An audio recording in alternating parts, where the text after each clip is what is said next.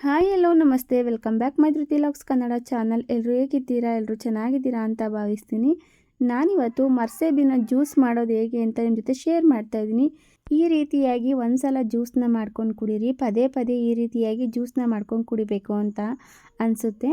ಮೊದಲಿಗೆ ನಾನಿಲ್ಲಿ ಹಣ್ಣಿನ ಮೇಲಿರುವಂಥ ಸಿಪ್ಪೆನ ನೀಟಾಗಿ ತೆಕ್ಕೊತಾ ಇದ್ದೀನಿ. ಸಿಪ್ಪೆ ಎಲ್ಲ ತೆಗೆದಾದ್ಮೇಲೆ ಒಂದು ಮಿಕ್ಸರ್ ಜಾರ್ಗೆ ಮೇಲಿರುವಂಥ ಹಣ್ಣನ್ನೆಲ್ಲ ನೀಟಾಗಿ ಕಟ್ ಮಾಡಿಕೊಂಡು ನಾನಿಲ್ಲಿ ಜಾರ್ಗೆ ಹಾಕ್ಕೊತಾ ಇದ್ದೀನಿ. ನಾವು ಒಳಗಡೆ ಏನಿರುತ್ತೆ ತಿರುಳು ಅದು ಮಳ್ಳಾಗಿ ಇರೋದ್ರಿಂದ ಅದು ಹಾಕೊಳ್ಳೋದು ಬೇಡ. ಮೇಲಿರುವಂಥ ಹಣ್ಣನ್ನು ಮಾತ್ರ ಕಟ್ ಮಾಡಿ ನಾನಿಲ್ಲಿ ಸೇರಿಸ್ಕೊತಾ ಇದ್ದೀನಿ. ಈ ರೀತಿ ಒಳಗಡೆ ಇರುವಂಥ ತಿರುಳನ್ನು ಹಾಕೋದು ಬೇಡ. ಇದನ್ನು ಹಾಕ್ತಲೇ ನಾವು ಜ್ಯೂಸ್ ಮಾಡೋದ್ರಿಂದ ನಮಗೆ ಸೋಸೋ ಅವಶ್ಯಕತೆಯೂ ಇರೋದಿಲ್ಲ. ನಾವು ಹಾಗೇ ಜ್ಯೂಸನ್ನ ಕೂಡ ಕುಡಿಬೋದು. ಈಗ ಎಲ್ಲ ಹಣ್ಣನ್ನು ನೀಟಾಗಿ ಕಟ್ ಮಾಡ್ಕೊಂಡಾದಮೇಲೆ ನಾನು ಇದಕ್ಕೆ ಒಂದು ಅರ್ಧ ಹಸಿರು ಮೆಣಸಿನ್ಕಾಯಿನ ಸೇರಿಸ್ಕೊತಾ ಇದ್ದೀನಿ. ತುಂಬಾ ಚೆನ್ನಾಗಿರುತ್ತೆ.